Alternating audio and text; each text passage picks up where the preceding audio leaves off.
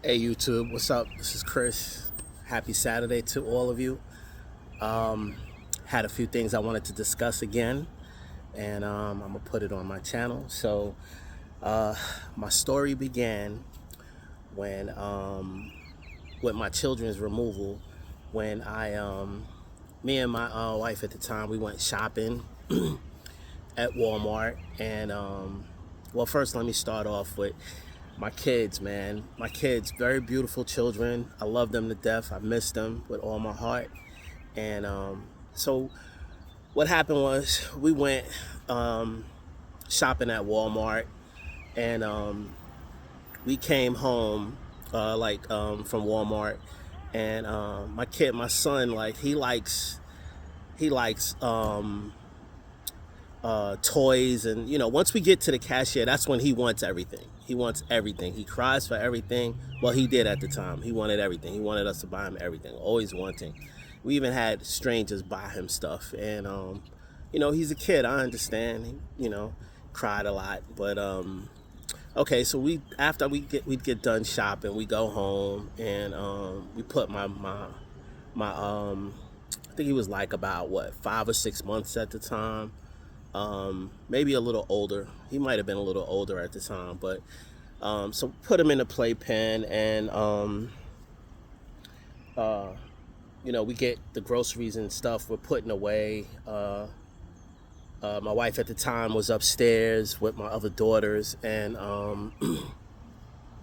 I was just going up the stairs when I heard my son screaming and crying, and I was doing something. I was occupied doing something, and I heard him screaming, and I seen my other son, which he was about maybe 4, 5 at the time, um, reaching in the playpen, taking something away from him, and I couldn't get to him to stop him from whatever he was doing to irritate the baby.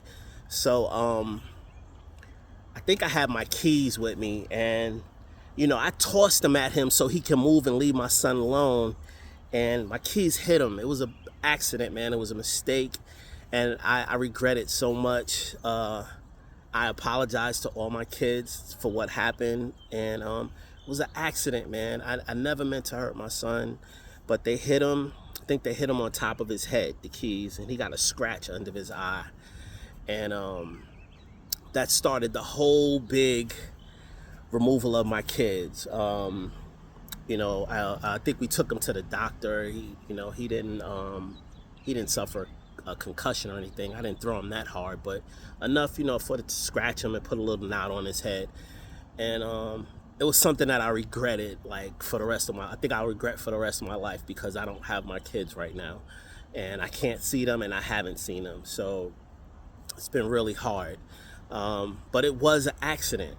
I've never beat my kids or abused my kids. I love them to death. Even sometimes, kids get on your nerves. They drive you crazy. But like I said, it was an accident. We took him to the doctor anyway, the same night, and everything was okay. But I must state, a week before that, my same son, again, he gets home, and he's jetting around the house, flying everywhere. So he runs into the banister. We hear him screaming. He runs into the banister. He got a gash on his head. Took him to the doctor again. This is before now. I hit him with the keys. Took him to the hospital. He didn't suffer a concussion then. And we went to school. He went to school the next day. He was fine. When the incident happened with the keys, we let him go to school, which I didn't want him to go to school, but we did take him to the doctor. Everything turned out fine. Put some ice on it, put some cream around his eye. Took him to the school the next day. That afternoon, we get a call. My wife at the time gets a call, and they're telling us we got to surrender all our kids.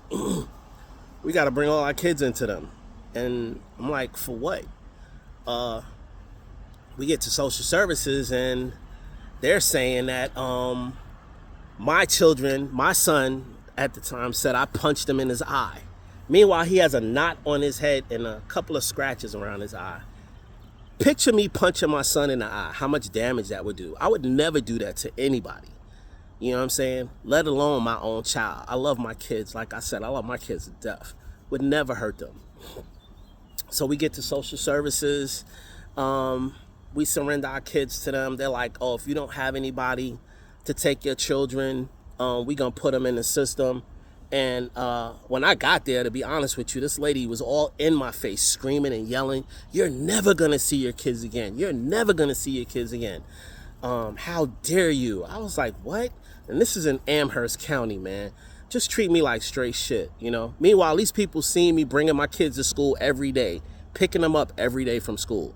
I think they just didn't like me and my wife at the time. You know what I'm saying? Because they always had complaints against us.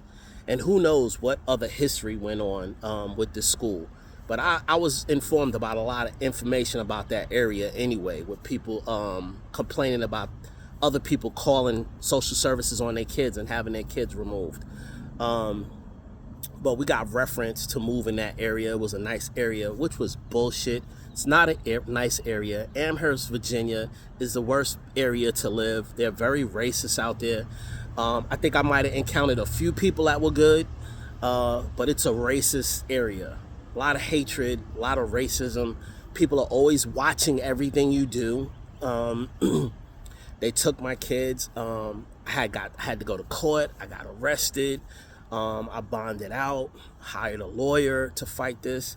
Long process. My wife at the time was pregnant with our daughter.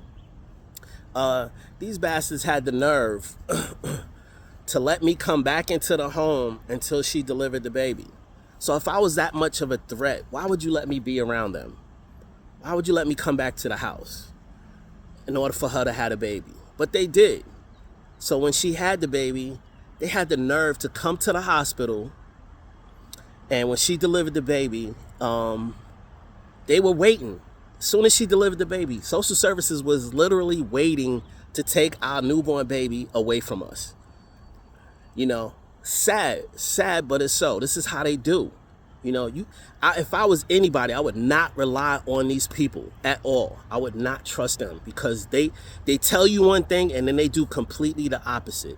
They're not reliable people. Even though they help you, at least that's what they're supposed to do, they don't help you. You know, they lie about so many things. We went to court. They lied to the judge. They lied to the police. Like I said, I got arrested. I bonded out. Had to hire a lawyer to fight it. First, I had to hire a defense lawyer to fight for me not going to jail. And then I had to hire a lawyer to fight to get my kids back. You know, it cost me a lot of money. And I didn't have the money at the time. So, like I said, my wife had the baby. They came, they tried to take the baby. We went to court for that. They wound up letting my wife keep the baby at the house that we were staying in. I had to leave. I wound up moving and staying with my aunt for a little while. You know, she was not doing well. So I wound up leaving that situation, and I was homeless. I lived in my car. You know, I gave up my life and everything. And again, I'm in a situation where, like, I have to struggle to survive. I'm living in my car in the cold winter weather, wondering where I was going to find a job, how I was going to bathe. But I did it. I overcame that. I found a job, even though I was just delivering at the time. Very stressful, very hard on me. And on top of that, I had to deal with the fact that I don't have my children. You know what I'm saying? And I wish that on nobody, not even my worst enemy, man. But you just got to watch your surroundings. You can't trust everybody. You can't trust people around you because everybody's intentions are not good. You know, people will say that they're going to help you, but their intentions are not good. It's all about money or what they can get from you. You know, what's going to benefit them. Even when you're down at your lowest, they'll take advantage of you. So you got to watch out for these people. And lo and behold, you know, I'm still in the area trying to survive. I don't have my kids. I haven't seen my kids in like 7 years, man. And it's really hard. Don't know what's going on with them. And this is why I made this channel, because I want to fight, you know, to at least see my kids again, make sure they're doing well. Last thing I heard, they got their last names changed, they got adopted.